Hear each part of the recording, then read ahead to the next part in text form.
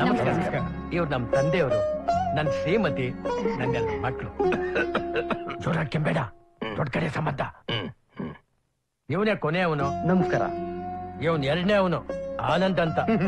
ಅಯ್ಯೋ, ಪಕ್ಕದಲ್ಲಿ ಸುಟ್ಟೋಗಿರೋ ತರ ಇದನ್ನಲ್ಲ, ಅವನಲ್ಲ ಇವ್ರು. ನಮಸ್ಕಾರ. ಎದ್ದೋಗ, ಕನ್ಫ್ಯೂಸ್. ನಮಸ್ಕಾರ. ಏನೇ ಆಗ್ಲಿ ಕಣೋ, ನಿಮ್ಮ ಅಣ್ಣ ನಿನ್ಗೆ ದೊಡ್ಡ ಸಂಬಂಧನೇ ಹುಡುಕಿದ್ದಾರೆ. ಗಂಡು ಕೊಡ, ನೀನು ಕಾಲ್ ಬೆಲೆ ಕೊಡ, ದಿಮಾಕಲ್ಲಿರೋ. ಓ ಕರೆಕ್ಟ್, ದೊಡ್ಡ ಕಡೆ ಸಂಬಂಧ ಅಲ್ಲ. ಕಾಲ್ ಕೆಳಗಿಳ್ಸೋ, ದುರಾಂಕಾರ ಅನ್ಕೊಂತಾರೆ. ಓ ಕರೆಕ್ಟ್, ದೊಡ್ಡ ಕಡೆ ಸಂಬಂಧ ಅಲ್ಲ.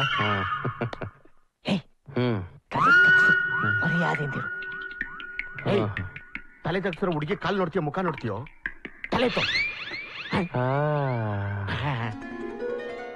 ಈ ಹುಡುಗಿ ಯಾರು ಗೊತ್ತಾಗ್ಲಿಲ್ವಲ್ಲ? ಹುಡುಗಿ ಅವಳು ಇವಳು ನನ್ನ ಕ್ಲೋಸ್ ಫ್ರೆಂಡ್ ಜಾಸ್ಮಿನ್ ಅಂತ. ಇವಳು ನಮ್ಮೊಬ್ಬಳೆ ಮಗಳು ಲತಾ ಅಂತ. BA ಓದಿದಾಳೆ, ತುಂಬಾ ಮುದ್ದಾಗಿ ಸಾಕಿದೀವಿ. ನಾವು ಅಷ್ಟೇ ಚೆನ್ನಾಗಿ ನೋಡ್ಕೋತೀವಲ್ಲ. ಆ ಆತ್ಮಸಾಕ್ಷಿ ನಮಗೂ ಇದೆ. ಗಂಡ ಯಾಕೆ ಸೈಲೆಂಟ್ ಆಗಿದ್ದಾನಲ್ಲ, ಏನ್ ಮಾಡ್ಕೊಂಡಿದ್ಯಪ್ಪ? ಕಂಪ್ಯೂಟರ್ ಇಂಜಿನಿಯರಿಂಗ್ ಮುಗಿಸಿ ಅಬ್ರಾಡಲ್ಲಿ ಕೆಲಸಕ್ಕೆ ಅಪ್ಲೈ ಮಾಡಿದ್ದೆ. ನಮ್ಮ ಮಗಳು ಎಜುಕೇಶನ್ ಮುಗಿದ್ಮೇಲೆ ಮದುವೆ, ನಿಮ್ಗೋಕೆ? ದೊಡ್ಡವ್ರು ನೀವು ಹೇಗೆ ಹೇಳ್ತಿರೋ ಹಾಗೆ. ಆನಂದ, ನಿಮ್ಮ ಅಣ್ಣ ಹಿಂಗ್ ಮಾಡ್ತಾರೆ ಅಂತ ನಾವು ಅನ್ಕೊಟ್ಟಿರ್ಲಿಲ್ಲ ಕಣೋ. ಲವ್, ದೊಡ್ಡವನ್ ಇರ್ಬೇಕಾದ್ರೆ ಚಿಕ್ಕವನ್ಗೆ ಹೆಂಗೋ ಮದುವೆ ಮಾಡ್ತಾರೆ.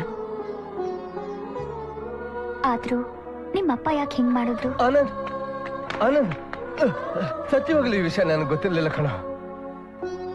ನಿನ್ಗೆ ಈ ಹುಡುಗನ್ ನೋಡ್ತಿರೋದು ಅನ್ಕೊಂಡಿದ್ದೆ.